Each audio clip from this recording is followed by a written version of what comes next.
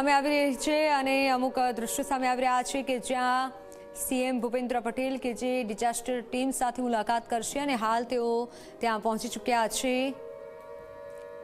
ગુજરાતના મુખ્યમંત્રી ભૂપેન્દ્ર પટેલ જે ડિઝાસ્ટર ટીમની મુલાકાત લેશે, તેઓની સાથે વાતચીત કરશે અને હાલ તેઓ ત્યાં પહોંચી ચૂક્યા છે।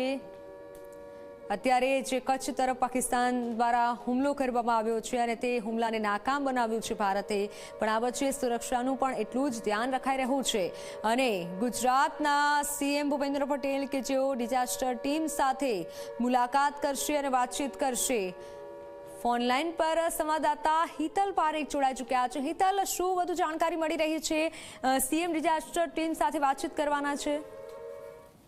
जी ચોક્કસ એવું કહી શકાય। સ્ટેટ ઇમરજન્સી ઓપરેશન સેન્ટર છે ત્યાં મુખ્યમંત્રી, રાજ્યમંત્રી સહિત રાજ્યના અલગ અલગ વિભાગોના મહત્વના જે અધિકારીઓ છે તમામ પહોંચી ચૂક્યા છે અને ત્રણેય પાંખના જે ગુજરાત બેઝ જે અધિકારીઓ છે એઓ પણ આ બેઠકમાં સુરક્ષા એજન્સીના ભાગરૂપે હાજરી આપી રહ્યા છે। આ બેઠકનો પ્રારંભ થઈ ચૂક્યો છે। સ્વાભાવિક છે કે જે રીતે ગઈકાલે અને આજે વહેલી સવારે પણ કેટલાક વિસ્તારો ગુજરાત બોર્ડરના જે જિલ્લાઓ છે ત્યાં પાકિસ્તાનના ડ્રોન દેખાયા હોવાની વાતો સામે આવી રહી છે। આ તમામ પરિસ્થિતિની વચ્ચે આ ઉચ્ચ સ્તરીય બેઠક ખૂબ મહત્વની છે।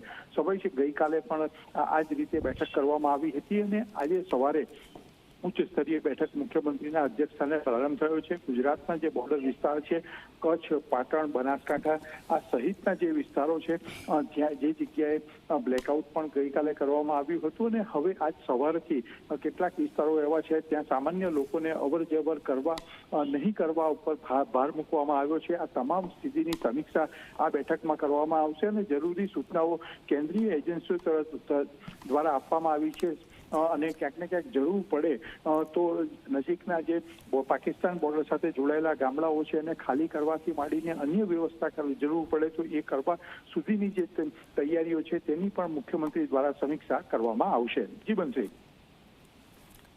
બિલકુલ હિતલ, અને આ તરફ હવે સીએમ પહોંચી ચૂક્યા છે, આપણી પાસે દ્રશ્યો સામે આવી રહ્યા છે તો ગુજરાતના બોર્ડર વિસ્તારની સ્થિતિની સમીક્ષા કરશે મુખ્યમંત્રી ભૂપેન્દ્ર પટેલ। પહોંચી ચૂક્યા છે, ડિઝાસ્ટર ટીમ સાથે ચર્ચા વિચારણા કરશે। મુખ્ય સચિવ પંકજ જોશી પણ હાજર છે, સરકારના તમામ વિભાગોના ઉચ્ચ અધિકારીઓ હાજર છે।